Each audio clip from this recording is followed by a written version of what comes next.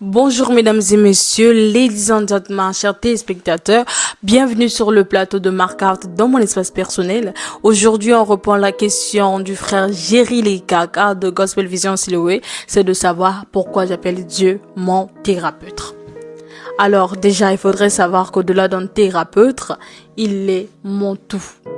Je vais le répondre, ça sera toujours dans la bonne humeur. Je dois pas oublier cette partie de Markout, là où il y a le no stress. Quand on est dans le Seigneur, il y a ce qu'on appelle l'amour, la joie, la bénignité. Toutes ces choses qui viennent, qui englobent la paix, c'est le fruit de l'esprit et cela doit vraiment habiter en nous. Si j'appelle Dieu mon thérapeute, c'est parce qu'il a vraiment été un thérapeute pour moi. Je me rappelle que j'ai vraiment eu des moments de ma vie assez difficiles. Donc, ce qui faisait à ce que je ne puisse pas vraiment pardonner. J'avais des blessures intérieures.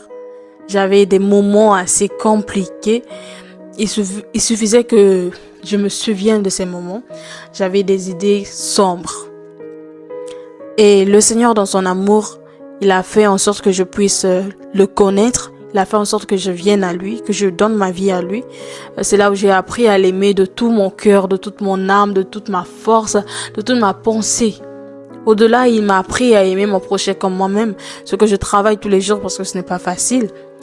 Dieu, dans son amour, a fait en sorte que je puisse développer un amour si grand pour lui.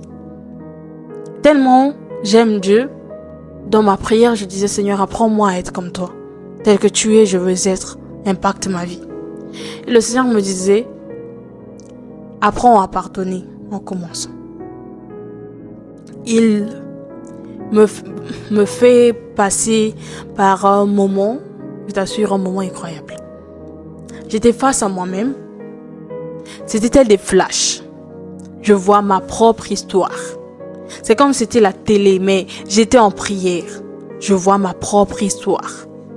Le Seigneur m'a fait comprendre pourquoi il a fallu que je passe par tous ces moments. Le Seigneur a dû changer ma manière de penser. Toutes ces personnes qui font partir de mon histoire ont été de simples pions pour Dieu, pour m'emmener là où il veut que je sois.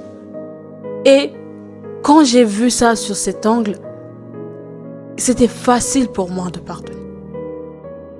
C'était comme un poids qui était sur mon cœur, qui était sur moi, qui a été ôté tout simplement. Et je fondais tout simplement en larmes parce que j'ai compris la grandeur de Dieu. Dieu est tellement grand et quand il fait des choses qui nous dépassent, on ne peut pas être insensible à cela. J'étais tellement étonnée de voir comment Dieu a pu changer ma manière de penser. J'ai simplement eu à dire merci, merci Seigneur. Et ça devenait tel une prière pour moi. Dans le sens où je commençais à prier pour chaque personne qui m'avait un jour blessé. Pour chaque personne que j'avais gardé rancœur. Je disais Seigneur, pardonne-les. Donc, c'est tel, je sais pas comment dire. C'est tel un amour qui naît en mon cœur pour eux. Donc, c'est comme si je me souciais de leur bien-être. Je priais pour eux. C'était des personnes que, au plus profond de moi, sans me mentir à moi-même, je les détestais de tout mon être. Je me souviens dans mes premiers moments, quand je donnais nouvellement ma vie au Seigneur, ma première prière était Seigneur, venge-moi, que le karma s'abatte sur eux. Tous ceux qui m'ont fait du mal, un à un, ils vont subir. Mais le Seigneur a eu à changer ma manière de voir les choses. C'était des séances de thérapie pour moi. J'étais face à moi-même. Le Seigneur a simplement changé ma manière de voir les choses.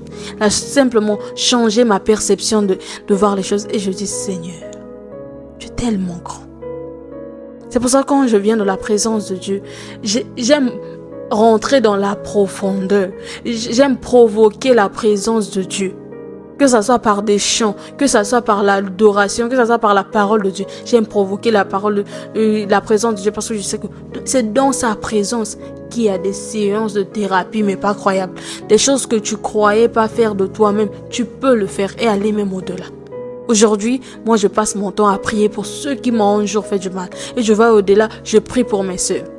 C'est pour ça, pendant un moment, je me suis dit, moi, les gens me disent, ah, tu chantes bien, tu peux peut-être intégrer la louange et tout. Je dis non. Moi, là, c'est l'intercession. Les Seigneurs m'appellent à cela parce que il y a cette partie de moi qui l'a tué. La partie de moi où je ne cessais de vouloir la vengeance. Étant donné que je ne pouvais pas me souiller les mains. Étant donné que j'étais déjà enfant de Dieu. On me disait, étant enfant de Dieu, il y a ci qu'on ne peut pas faire, il y a ça qu'on ne peut pas faire. Je dis, Seigneur, j'ai mes mains lavées. J'ai pas de péché, Seigneur. J'ai pas à me souiller les mains. Seigneur, venge-moi. C'est ce que je disais.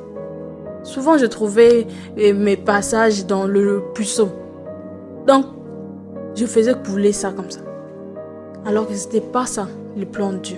Le plan de Dieu pour moi était que mon cœur soit rempli d'amour, rempli de paix, rempli de joie. Le plan de Dieu pour moi était que je puisse prier pour ceux qui m'ont fait du mal. Que je puisse me surpasser.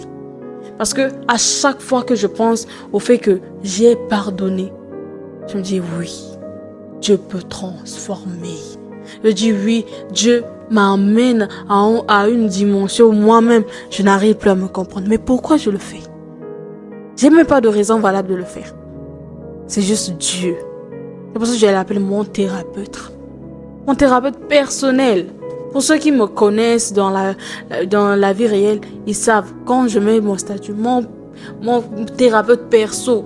Donc, il est mon thérapeute personnel. C'est celui-là qui travaille au moi. C'est des choses que je ne peux pas faire naturellement.